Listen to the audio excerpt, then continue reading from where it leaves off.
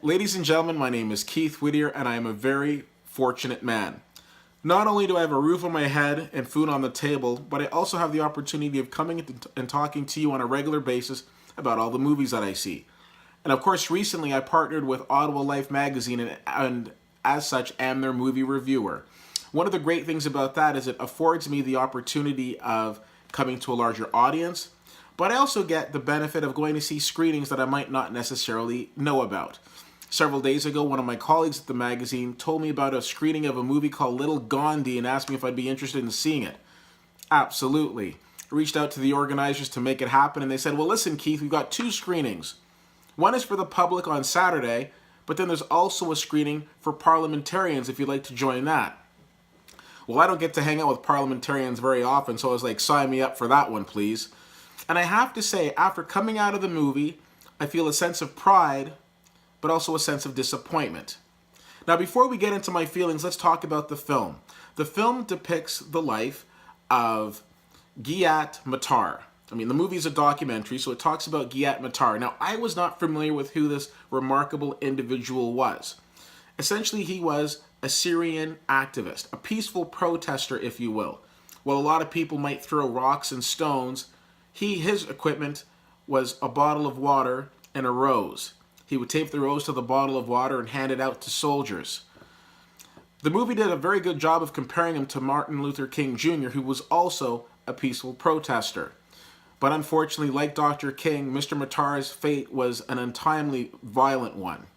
Now, this movie also does such a good job of showing you what Syria is like. It shows you a lot of the injustices that the people of Syria are facing. And as you see that, there was a couple of feelings that came up. So of course you think to yourself, how could somebody in this day and age live like that? But you also think to yourself, what amazing pride you must feel, like I do as a Canadian, knowing that our government has taken in so many refugees. Now, I know a lot of people have differing opinions on that, but it's my blog, and I have to say, I'm very proud of the fact that our Prime Minister does that. So after I had the opportunity of speaking to the director, Sam Caddy, a very, very interesting man, and I said to him, this is a great film that you've made.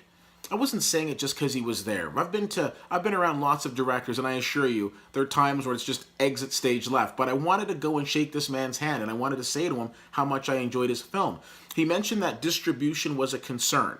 Because, of course, a movie is made, and then it needs to be distributed. A studio or a distribution company needs to pick it up and market it for them.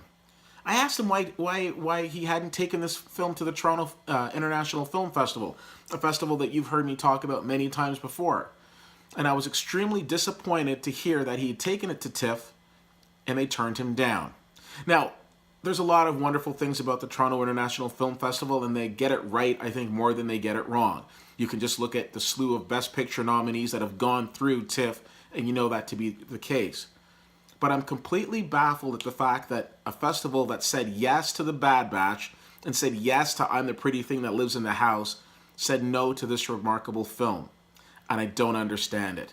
For the first time being a paid member of this organization, which is TIFF, I feel nothing but disappointment in the fact that this movie is not going to be seen by a larger group of people. Hopefully it'll do well at another festival and it will get picked up. But the fact that TIFF passed on it, I feel nothing but disappointment. Now, if you live in the Ottawa area, I've got good news for you. This remarkable film is going to be playing this Saturday, which is the 25th of February, at the Mayfair Theatre. And I strongly recommend you go and check it out. I thought this movie was done extremely well. I thought that it was probably one of the most touching, real documentaries that I've seen in a long time, and you need to do yourself a good service and go and see it.